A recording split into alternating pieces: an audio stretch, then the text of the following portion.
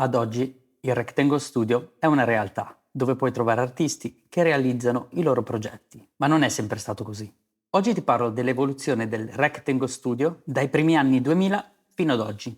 Questa è la storia delle 5 versioni dello studio, ognuna nata da un'esigenza diversa.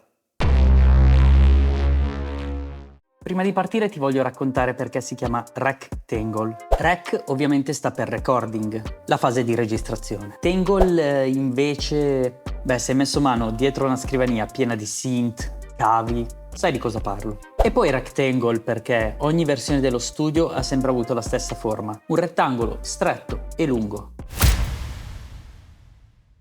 Tutto inizia nella mia cameretta a casa dei miei genitori. Si parla del periodo tra il 1999 e il 2000, gli anni del millennium bug, dell'euro, di Napster, la bolla del dot-com, di Matrix. Sto divagando. La camera era composta da un letto, una piccola scrivania e degli armadi.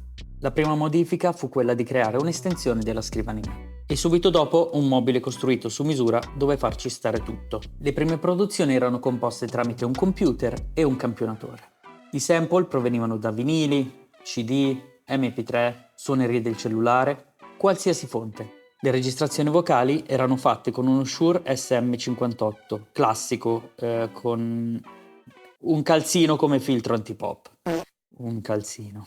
Poi finalmente arrivò il primo microfono a condensatore e con quello le prime registrazioni di una certa qualità. Purtroppo meno materiale fotografico di quello che vorrei, di quei tempi. Avevo una piccola webcam, Logitech, di quelle che potevano essere utilizzate sia come macchina fotografica che come webcam. Ero un grandissimo fan, se non per dire che avevo una dipendenza, del tè freddo alla pesca di una nota marca e ne bevevo davvero tanto. Sulla mensola avevo decine e decine di bottiglie vuote firmate dai vari artisti che passavano a trovarmi, artisti locali e internazionali. Diciamo che non è stato il massimo per i miei genitori. Ciao ma, ciao pa! Ad un certo punto la cameretta è iniziata a diventare sempre più stretta e frequentata. Nel 2005 nasce YouTube, muore il Papa Giovanni Paolo II e con Royal Friends scopriamo un locale in affitto a Rivera. Il locale era comodissimo da raggiungere anche in treno, dato che allora non avevo la patente. Volevamo un posto diviso in due, metà zona studio, metà zona relax. Lo studio era separato per un terzo nella zona intrattenimento e 2/3 nella zona dedicata alla musica. La parte intrattenimento era composta da un vecchio televisore minuscolo a tubo catodico, un divano letto e un tavolino da caffè. Molto minimale, ma decisamente utile per quello che ci serviva. Ricordo che ci passavo le notti. Arrivavo in treno, facevo musica e potevo fermarmi a dormire sul divano letto, per poi tornare a casa il giorno dopo. Fun fact. Al piano di sopra era presente una videoteca dove si potevano noleggiare i film in DVD. Passavo il tempo a scorrere centinaia e centinaia di copertine in cerca di un film da guardare. Ho ancora la tessera con dei crediti, credo. La zona studio invece era posizionata a cerchio, in modo che utilizzando una sedia con le ruote si poteva raggiungere ogni postazione. Tutto lo studio era trattato con le scatole delle uova, appese con la colla a caldo e immancabilmente cadevano spesso. È stato davvero un bel periodo, tante produzioni e tante collaborazioni. Siamo nel 2009. Obama diventa presidente, scompare Michael Jackson e il rap rallenta. Le uscite di dischi sono sempre meno e tanti artisti smettono di fare musica. Lo studio si trasforma.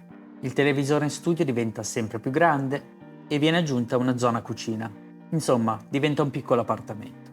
Era composto da un letto a castello, un divano letto, una zona cucina, un grande televisore con sotto una PlayStation e un volante per fare le gare con gli amici che passavano a trovarmi. In fondo alla stanza, quello che era rimasto dello studio. Nasce così un nuovo format del tutto naturale, Friday She Sid. Si produceva musica fuori dagli schemi di qualsiasi genere.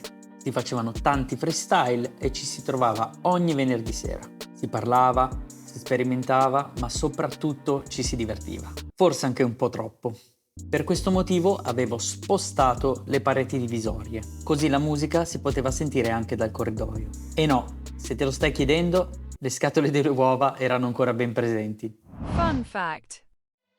L'impianto elettrico era un disastro totale. Quando pioveva entrava acqua nelle cantine e ogni tanto saltava la corrente. Ricordo che dovevamo andare ad attaccarla manualmente. Utilizzavo una specie di bastone in ferro e praticamente dovevo andare a tirare sulla corrente attraverso un piccolo spazio sopra una porta. Una volta lo studio ha anche rischiato di prendere fuoco grazie all'impianto elettrico progettato davvero male. Insomma, non ci si annoiava mai. Nel 2012 non c'è stata la fine del mondo, Obama viene rieletto come presidente e per lo studio avviene un salto di qualità. Elimino la zona intrattenimento, smonto tutto e ridisegno lo studio da zero. Ormai la videoteca l'avevano chiusa. Quindi mi chiedo, di cosa ho davvero bisogno? Una postazione da beatmaking e una cabina di registrazione. Disegno lo sketch dello studio, traccio le aree con lo scotch a terra e inizio la fase di transizione tra lo studio versione 3 e la versione 4. L'idea è quella di creare una cabina con la porta trasparente a scorrimento e delle casse incastrate nelle pareti. È anche la prima volta che tratto l'acustica in modo serio. Ciao scatole delle uova! Lo studio diventa scuro, con luci molto soffuse, proprio come piace a me. È l'inizio di una nuova era musicale e di un nuovo percorso. Il Covid ormai è un ricordo lontano. La Russia invade l'Ucraina ed è giunto il momento di aggiornare nuovamente lo studio. Non un reset completo, ma un'evoluzione. Il locale diventa più professionale ma anche più collaborativo. Si passa da un luogo dove faccio musica da solo a un luogo dove faccio musica in compagnia. In compagnia di amici ho buttato giù le vecchie pareti, tolto la moquette, abbiamo scelto i colori, il pavimento, i mobili e ingrandito la cabina microfono. Inizialmente ho lavorato nella sezione ripresa vocale e poi successivamente sono passato alla control room. Per progettare il tutto ho utilizzato Photoshop, divertendomi a creare dei render. Oggi lo studio è pensato per ogni fase di produzione musicale. Si compongono i beat, si arrangiano i brani, si registrano voci o strumenti come sassofoni, chitarre e perché no, si scratcha ancora, come ai vecchi tempi. Alle spalle non c'è più solo la passione, ma una vera e propria struttura. Un sito web, una ditta, un'identità precisa. Insomma, da una cameretta a una realtà professionale. Non è stato solo un upgrade, è stato un viaggio. Il Rectangle Studio non è solo un posto dove si fa musica, è un diario, un pezzo di vita, un testimone silenzioso del tempo che passa. Ogni versione racconta una storia e ogni volta che lo studio muta è come se stessi creando un nuovo capitolo della mia vita. Non è solo uno studio, è casa, è storia. Questo è il Rectangle Studio. Un grazie per aver visto questo video e mi raccomando, se ti è piaciuto iscriviti al canale. Ci vediamo alla prossima!